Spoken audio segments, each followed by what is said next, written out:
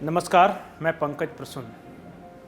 दोस्तों, जिस वक्त मैं ये वीडियो बना रहा हूँ उस वक्त एक बड़ी खबर बिहार से आ रही है।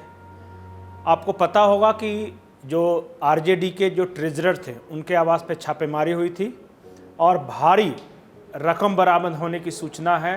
और सूचना ये भी है कि उस नोट को गिनने के लिए मशीनें बुलाई गई हैं, एक नहीं दो मशीनें। इसके साथ ही सीबीआई सूत्रों के हवाले से एक बड़ी खबर ये है कि गुड़गांव में तेजस्वी यादव का हैवी इन्वेस्टमेंट है। हैवी इन्वेस्टमेंट का मतलब 200 के करीब सेल डीड बरामद हुए हैं सीबीआई की छापेमारी में। ये सीबीआई सूत्रों ने जानकारी दी है।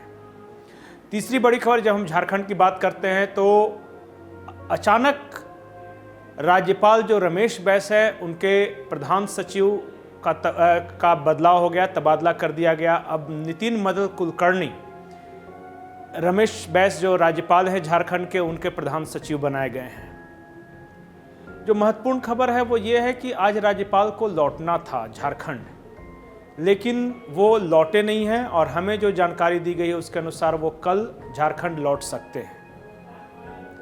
जिस तरह झारखंड में ताबड़तोड़ छापेमारी हुई और प्रेम प्रकाश के घर से AK-47 की बरामदगी हुई, उसके बाद रांची पुलिस का एक प्रेस रिलीज जारी हुआ। उस प्रेस रिलीज की माने तो बरसात के कारण ड्यूटी से लौट रहे जो दोनों आरक्षी थे, उन्होंने अपने एक जान पहचान वाले जो कि प्रेम प्रकाश का स्टाफ था उसके घर के अलमीरा में रख दिया। और आज जब वो सुबह हथियार लेने गए तो उस वक्त ईडी की छापेमारी चल रही थी, इसलिए हथियार नहीं ले सके। हमारा सवाल सिर्फ दो है। 25 दिन से प्रेम प्रकाश का ये फ्लैट बंद था, फिर इन दोनों आरक्षियों ने कैसे अलमीरा के अंदर हथियार रखे और चाबी लेकर बाहर आए?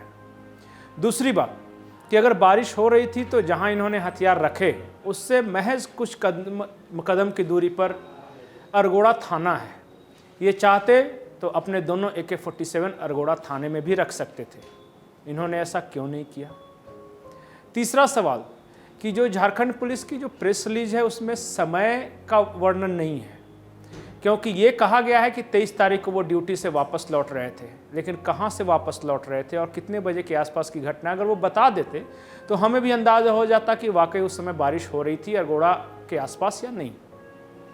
खैर, कहानी है, सवाल कई हैं, लेकिन झारखंड की राजनीति दिलचस्प मोड़ पर है और बिहार की राजनीति भी, क्योंकि आज जिस तरह से तेजस्वी यादव के दो सेल डीड बरामद हुए हैं, जिस तरह आरजेडी के जो सबसे खास इंसान जो सुनील सिंह हैं, जो ट्रेजरर भी हैं, परिवार के सबसे बड़े राजदार भी हैं, अगर उनके पास से भारी संख्या में कैश की बरामदगी हुई है तो इससे आप समझ सकते हैं कि मामले की गंभीरता कहाँ है।